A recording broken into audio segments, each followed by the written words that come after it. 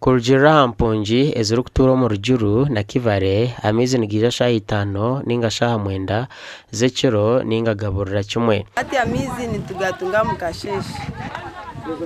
Nigisha mukasheshe tukataha konka ni machi abantu ni bingi. Abantu namizi konka n'abana nibazayishomero batakozireti batanabira.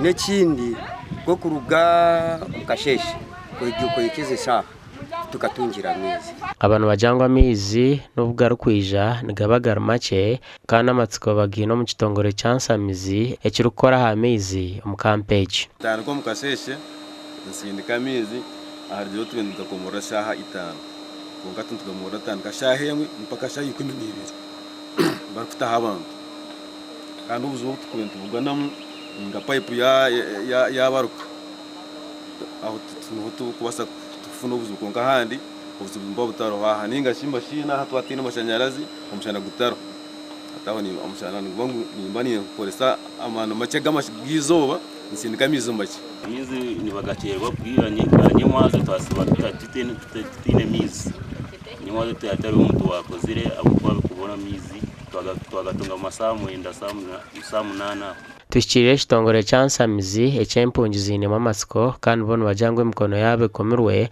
ahawo kugira ngo sente kurwo mu mpabuhezi zikacendezwa punji kugira ngo namba negumane yiyongera kandi abantu abo kurwo munsi za heru abakwerezo obuyambi bokwere mpunjezi esente zigenzene zicendera kandi namba y'empunji negumane yiyongera nubwira n'ubushesha n'umuhure ntaro mu Kongo kandi empunji nizeyongera kutaho muri Uganda.